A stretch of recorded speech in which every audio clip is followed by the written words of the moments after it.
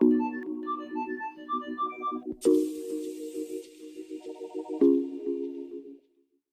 the new look metal detecting channel from myself, Inspector Detector, and these two gentlemen from Lunatek. We have Alex. Hi. And we've got Russ. Hello. Okay. They are a father and son team who service and repair all Minelab machines. Together we've teamed up in response to an amazing discovery that I've uncovered on this field right here. And it deserves something more. It deserves, you know, that's something extra that's gonna really uplift what we found and put it out there to you guys. Our goals, guys, working together is to give you as the viewer more, more variety, more choices, more knowledge, more reviews, more of everything really, more honest opinions, more great finds, more competitions, and that's right guys, that's more prizes too. Let's go look for some coins. I knew I'd get Romans off this field, and here one is. Can you believe it guys? After I took this video, my battery died on my camera, but how was I supposed to know that this coin right here was the very beginning of what every detectorist wants to find, and that is a hoard, baby!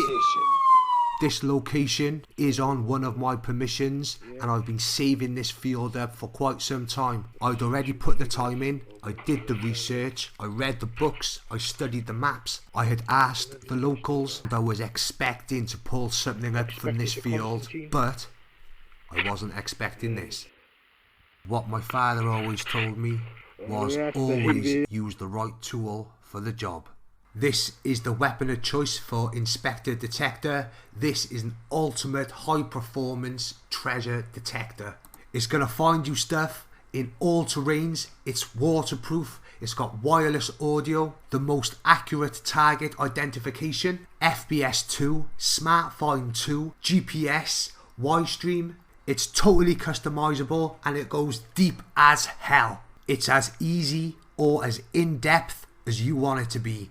This is a beast. And so we walked away from that field that evening with a good handful each of Roman coins, and we were going in overdrive.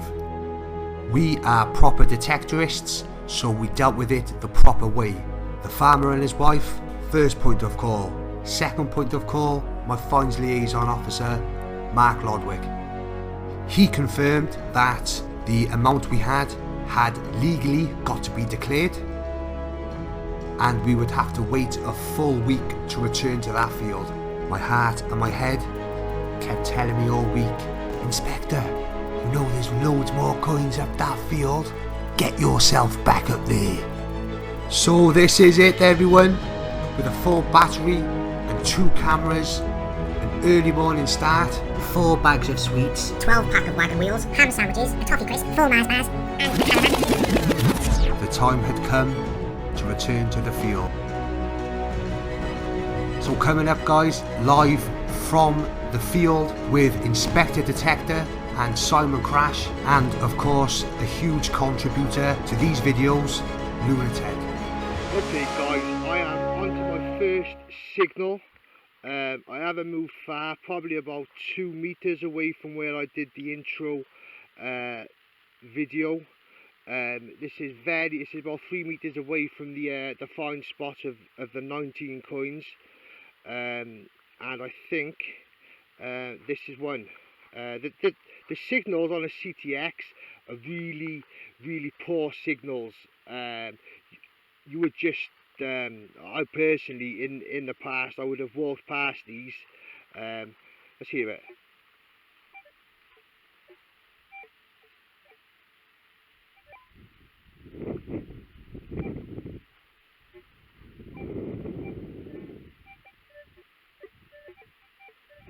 That mid-tone, the fluty sound, I'm sure is a Roman coin.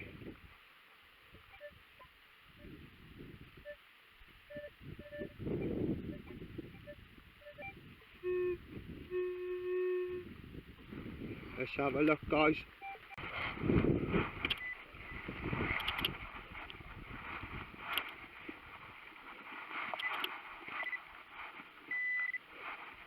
Right, we're on to something, guys.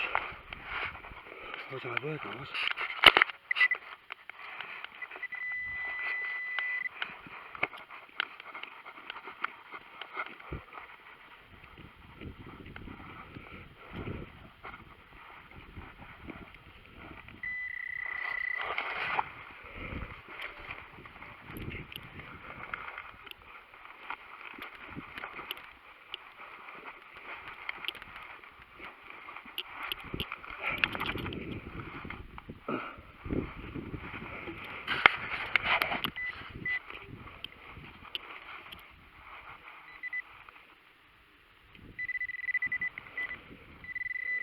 Okay. If this is a Roman coin, then definitely hit hard. Definitely hit hard.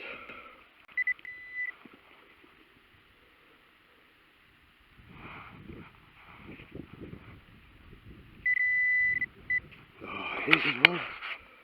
Oh, Romans, guys. Oh, this is number 20 now. I hope we lose count. See him here, guys.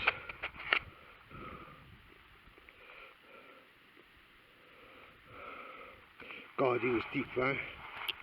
Really deep.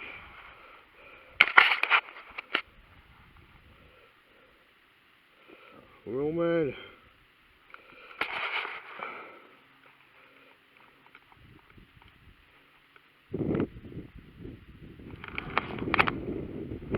Just trying to push some of the mud off.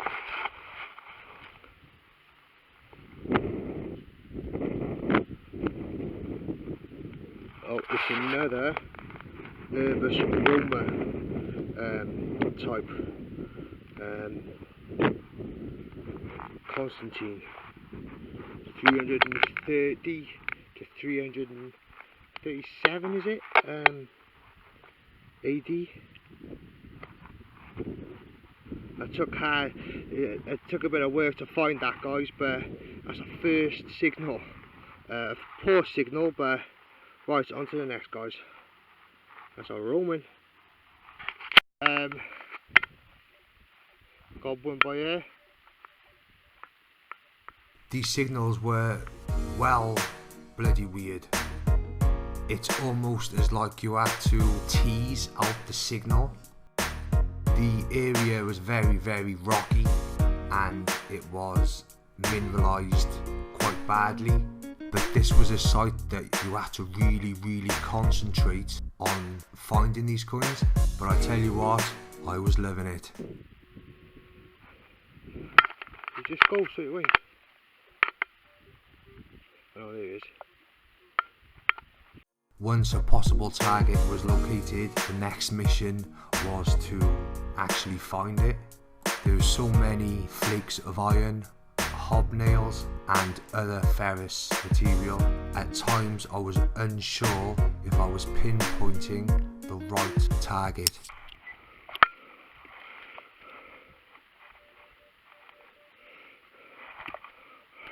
Right, he's out.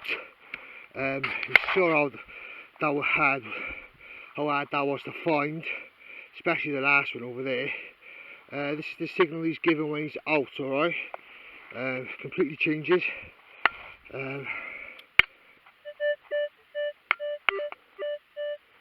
13, 16, solid. I expect that's a coin.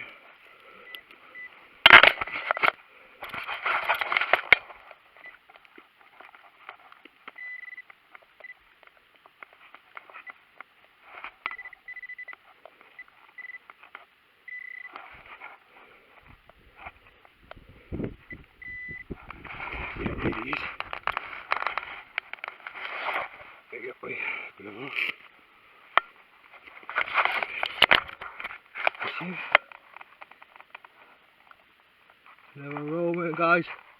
Oh, I love it. Love it. Once it's out, see the signals completely change, and it's a good signal. That one wasn't that far down, to be honest. Pinpointed depth. Another Roman, guys. See you on the next. Alright guys, whew, found him. The pinpointer was way off. I thought he was by here somewhere, but he is. There. Oh, here's a coin as well. You can see him.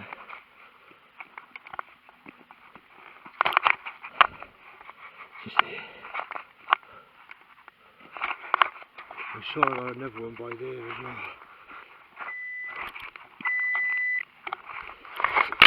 Let's take out a bit of it and get the cloth out. So far, all the coins have been pulled out from an area of about 1.5 meters squared. It was bloody amazing.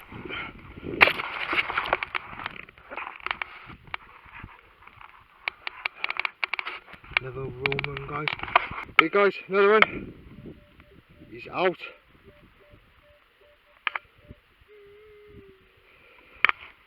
I'm not sure where he is yet. I reckon he's a coin though.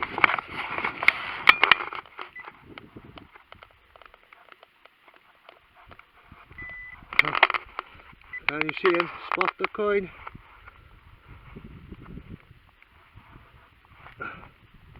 Roman. It's mad. I mean, it wasn't that far down, but the signal it was giving was rubbish. It was.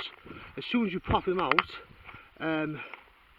obviously that halo effect is, is broken, and I can read it properly. Another Roman, guys. Ah, Field of Dreams, man. Field of Dreams. Here we go, guys. You can see the rim.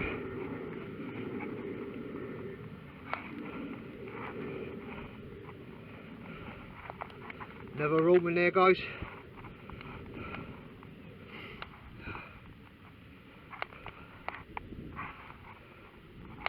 Loving that, folks.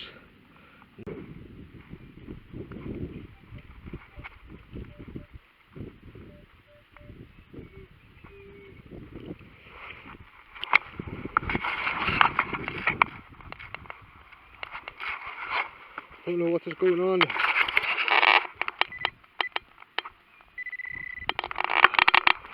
Another coin, guys, is sticking out of the ground.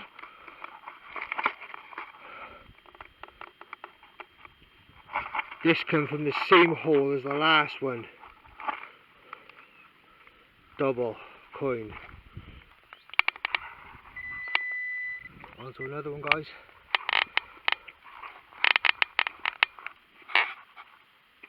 Oh.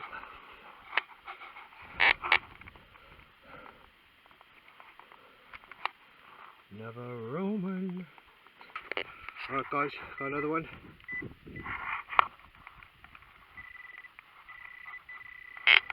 You see how far off I am? All day it was dig a hole, find a coin. Dig a hole, find a coin. I hadn't actually stopped to realise what the hell was going on here.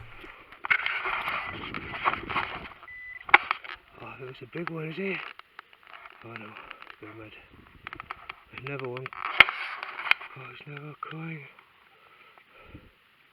Another Roman. Oh, that was a bit of patina on there, look. See it?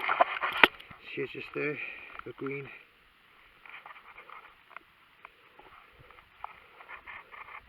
And there's a coin there. He's a green one, isn't he? Isn't he green? Okay. There's a first one down anyway, okay?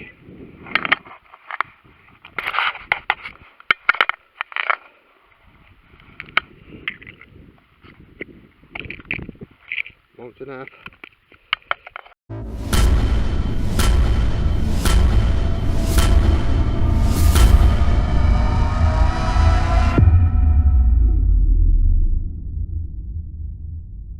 Our competition, our first competition, is going to be guess the coin.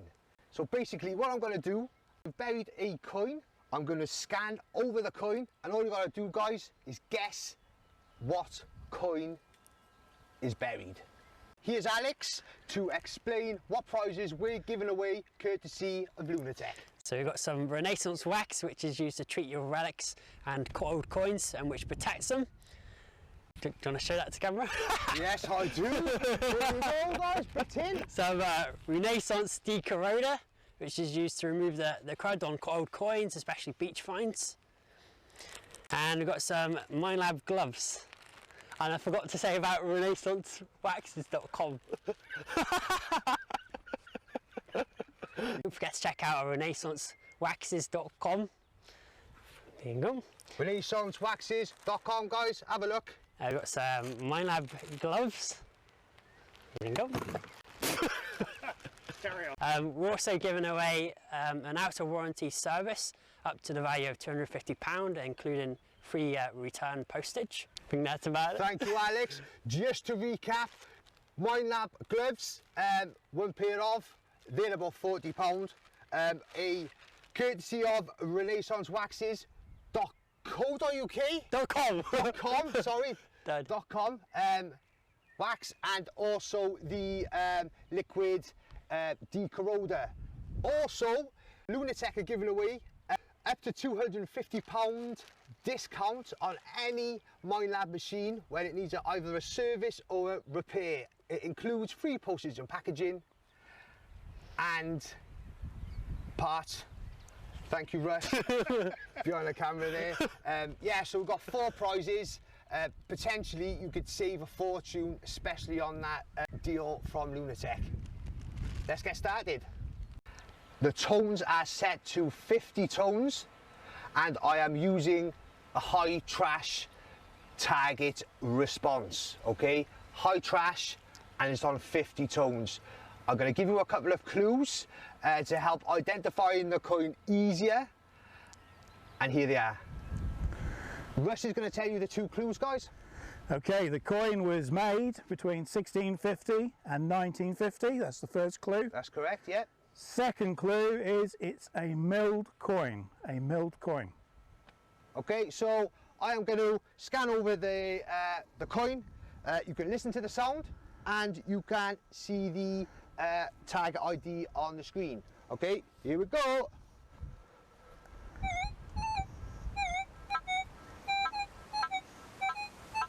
There's the sound, guys.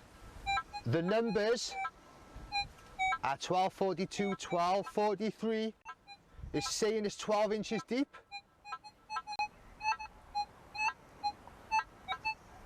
Okay, now we're going to cut to the screen and show you that.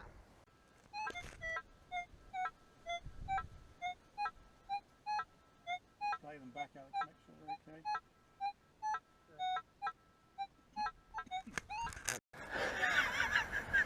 Okay. So there you have it, guys. Our very first competition, and here's what you've got to do to enter. Send an email to myself at inspectordetector@gmail.com. The competition requirements and the details are in the information section below of this video. Please include guess the coin competition in the subject bar. I'd like your full name and what you think the coin is. Okay, you do not have to provide a date for the coin, and it is only 1 entry per person or email address. Okay, the competition will run until someone guesses correctly, and good luck, guys. As soon as someone guesses correctly, we'll be back on and we will announce the winner and dig up the coin and show you guys what it was. So good luck. Alright, let's get back to the action.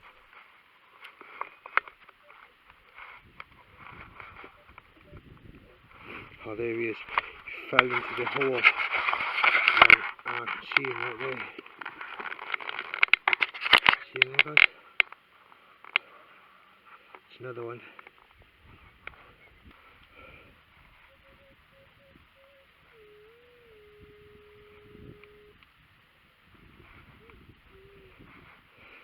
Another one, I think. At this point, me and Simon are thinking, freaking Jesus, this ain't no coin spill. This has got to be a burial.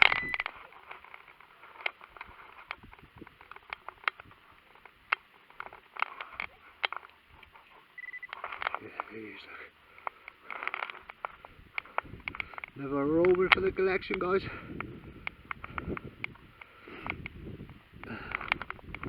See you next.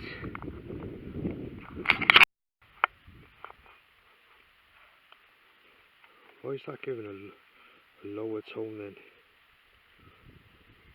It's not larger. This one here, guys, was given a totally different tone response to all the other coins I had that day. I'm unsure why. Crash is here on the search for some Romans. Oh, glad he's here actually, someone to talk to, man. Anyway, we'll see him on his first dig. Another one, guys. There he is, guys, in the cloud still. That's well close to the surface. There you go. A Roman. A Roman.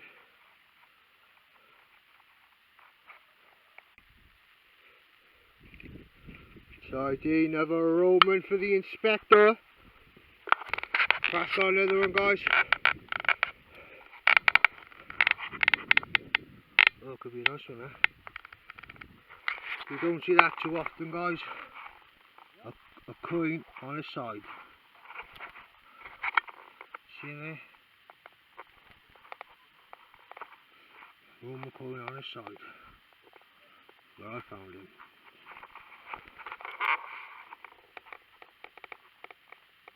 Go, guys, another.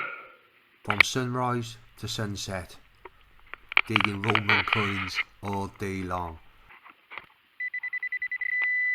Roman coin down there, guys.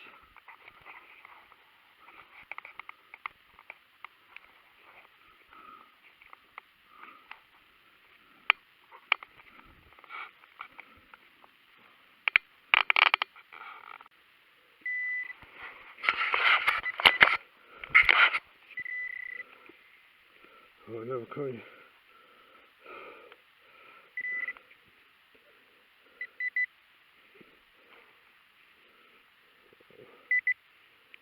Oh, it's quite a big one.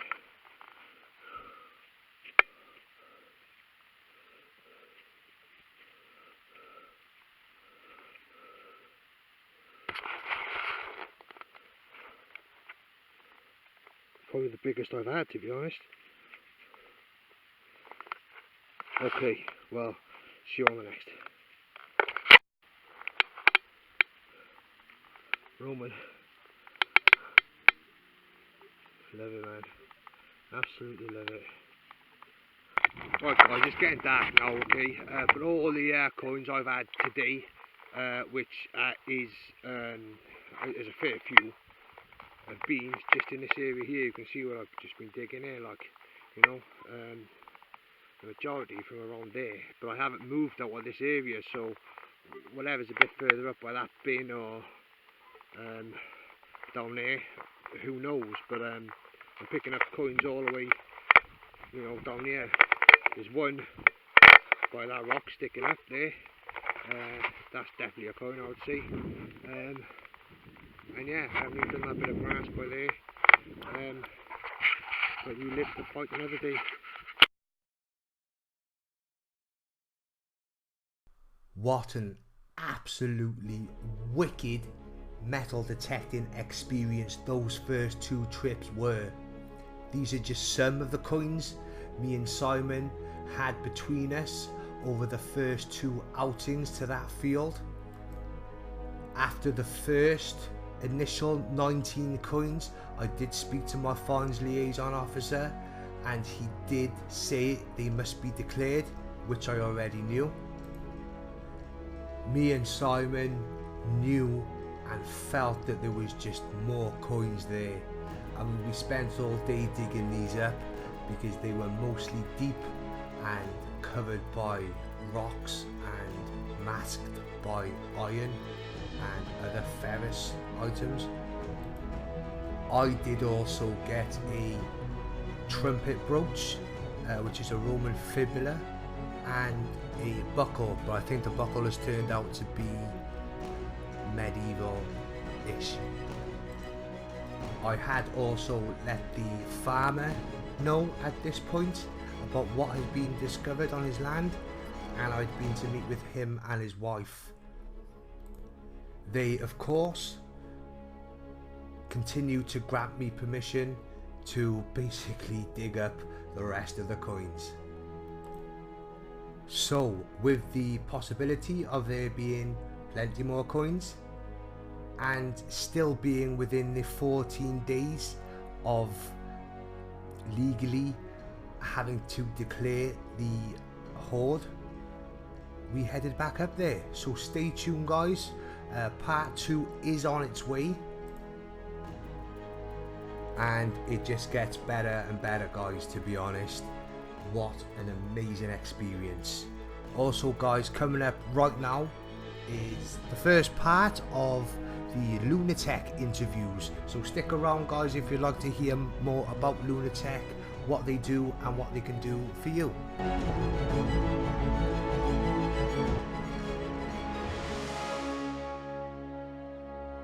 Here we go, guys, interview number 1 from the Lunatek crew, Russ and Alex Kirk, with presenter Morris. I've been really looking forward to including these interviews in my channel. It's going to add another dimension to the video and will benefit those who want to be helped, so enjoy.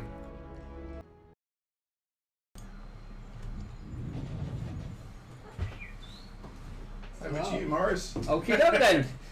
Welcome to this video about metal detection and certain persons that are working very hard to satisfy a need in our hobby.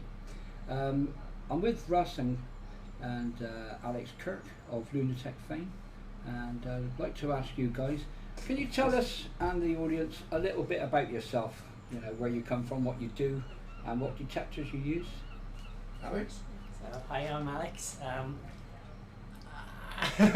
So I'm an electrical engineer for Lunatek. I repair the whole range of the MindLab metal detectors. I use the CTX 3030 and the E-Track, and also the Excalibur underwater machine. And me, I do everything else, I guess. The paperwork and the bill. Sadly, the bills you get. There's always one there's person always has one. to do. The clever one. No, I don't know about that. Alex is also, he's my business partner and he's my son, which many of you know. We've also, my machine I use the most would be the CTX 3030. I'd love to be using the Excalibur more. Unfortunately, more than about 6 or 7 feet I'm out of my depth, because believe it or not I can't swim, so that's a bit of a problem for me. Never been able to overcome that. But, yeah, I just think that's another story. Alex obviously used that. In actual fact, Morris and Alex are out today doing some detecting with the Excalibur, and hopefully you'll see some video of that in the future. Did I answer the question? Let's have a look. Yes, I think I did. Yep. Okay then, so thanks for that. How did you come to be in the electronics profession, and including now you became a representative for MindLab? How did that come about? Well, do you want to say your history really Yeah, first? so I started off as a motorcycle engineer, mainly doing electronics, and then was lucky enough to go into the copier industry, repairing big ass photocopiers. And then I started up with my dad to form a business called Lunatek, and we started doing IT and software solutions. Do you want to Yeah, so just so I suppose you know that we're fully qualified. I've been working in the trade for sort of 30-35 years. IT background. We do our background and experience covers an awful lot of areas. The electronics has come to me, although I've been interested over the years, in sort of the last 10 years by working in the trade as far as print technology is concerned. So in a management position and in engineering, management and active position, I had to learn electronics. So we still run as an IT company as well, mainly working within cybersecurity and security services now. and it's the screen goes blank, but that's okay. It's all part of this. We're doing it almost live. There you go. And yeah, I think that's about that. How we became a representative of Minelab. We were looking to expand our servicing services. We approached many of the manufacturers. Minelab came back to us and identified, Gary Schaefer identified, who's now sadly gone from Minelab, that we had the skill set to help with maintenance in the UK and service, warranty and non-warranty.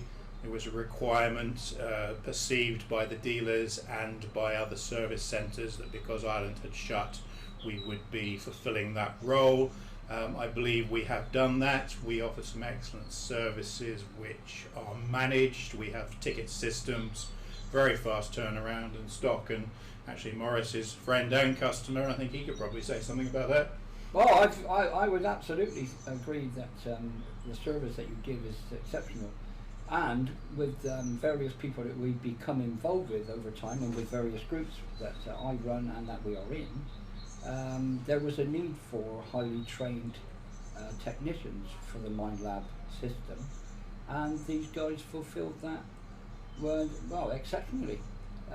We had a chap come to us with a machine that was supposedly dead, and he was absolutely dumbfounded and overjoyed that these guys fixed it in 3 days, and it was a machine that had been tested by a particular service engineer that was supposed to be dead, but that's another story. It's a long story about that one, but anyway, that's what happened. I think we've covered Lunatek and its system. I just wondered if you had anything to add regarding the Minelab machines and the most common faults that we deal with, and do you have any advice to prevent these things from happening again and to look out for? So one of the most common things I see is with the Excalibur flooding, because it hasn't been serviced, the O-rings go brittle, and eventually the water gets in. One way to overcome this and keep an eye on it is just simply by turning the knobs. When they start to become stiff, you know the O-rings are basically drying out and they need to be replaced. Yeah, I think I can add to that. You know, we've got quite a few professional treasure hunters all around the world that we look after, CTXs, also the Excaliburs, to a lesser degree, sort of detecting unexploded ordnance. People use E-tracks for that. That's another story for another time. So, you know, the professionals tend to maintain their machines. The problem can often be, you know, they'll send them in for regular service because they know they need to be done, the Excaliburs. The problem is that, you know, the hobbyists tend not to think about it, and there goes my screen again, so my apologies. The non-professionals or the hobbyist tend to stick them in the cupboard. You know, they haven't washed them down, they haven't cleaned them properly, they may not have used them for a year or two, and then, you know, they dive in the sea and they might go snorkeling or even in the surf, and all of a sudden, you know, the machine's flooded. Most important thing to do is, you know, get that machine to us as quick as you can. You know, we have some emergency procedures. Sometimes the boards can be repaired. We always provide an estimate before we go ahead, so you know what you're going to pay as far as costs are concerned. Obviously, if it's flooded through negligence, you know, we assess that, but we keep you informed all the time. I think that's fair enough, isn't it? Yeah. Yeah, I think you covered that very well. Lunatek must see quite a few Minelab machines on a regular basis. This question is from the inspector himself. What is the most common pattern problem on the CTX 3030 you have noticed? So the Pattern program, yep. Oh yeah, so the most common program I see is Tadpole and Ghost by Gordon Heritage. I actually use the program myself, especially when I'm hunting on Roman sites. Works very well, it doesn't discriminate too much. Yeah, it's really good, isn't it? And you know, thank you, Inspector, for asking that. We know you've got your own program, which is a 50-tone program, I think. Is that correct? Yeah. And you know, we saw that recently, and you're going to hear more about that, and that you will, yeah, I think, be quite impressed with that. So yeah, some good programs there. I understand you worked extensively in America. How did you get on in Minelab in America? Can you tell us a little about your adventure to the United States, mate? Yes, sure. So it was an adventure. I know all about it already. So yeah. So we originally went over for training, didn't we? Yeah, originally a year ago. Yes, about a year ago. We covered all the machines just to get us up and going and get familiar with repairing the machines, with the help of David, Spencer and Marty at MindLab. Recently I've gone back over to assist MindLab with the repairs, particularly the Excaliburs. That is one of my specialties. They're quite complicated to repair, but it's what I like doing. Well, I know for a fact that the guys at Calico were all, most of them were ex-NASA employees. Yeah. Exceptionally well trained, and they were absolutely dumbfounded at how good you were. Yeah. And how fast you were at repairing those machines, and made quite a few comments about it. Would you tell us about the gift you had? Oh yeah, they kindly built me an Excalibur to use in the UK, with all the pinpoint mod, extended shaft, a travel shaft, special headphones, the lot. So I'm looking forward to using that, and me and Boris actually going out I'm not at all jealous. to I know my machine looks exceedingly basic to now. try it out, so that'll be cool. So, I mean, I could add something into that as well. You know, that we mustn't forget, you know, that MindLab, the guys working at MindLab, and some of them, you know, are unsung heroes really, who work behind the scenes, you know, supporting us and you, the customers. And just want to mention some of them that I think they deserve a mention. We've got Terry, we've got Charlie, Jamie, Molly, Julian, the accounts team in Australia. You know, without them, not very much would happen. And top of the list, I've got to mention Philip and Peter over in Australia. You know, the assistance Philip gave us through startup, as far as, you know, sourcing the tools, etc., and arranging some of the items that we needed to actually be able to service your machines. You know, he deserves every credit for that. And you know, we wouldn't be here if it wasn't for MindLab actually assisting in the setup and provision of the service for you. So yes, thank you guys. Also, just say, because you mentioned Calico as well, you know, just to reiterate, you know, David, the boss there. We've got David Spencer, which you may all well know, and you know, without them and the training they gave us originally for MindLab and the training MindLab gave us, then again, you know, we wouldn't be here doing this for you guys and girls. And it's important to remember that you know, they were a fabulous set of people over there. Everybody we met was very kind, and excuse me, and you know, even down to the sales guys, you know, very knowledgeable. So our thanks to you all. Yeah, well said there.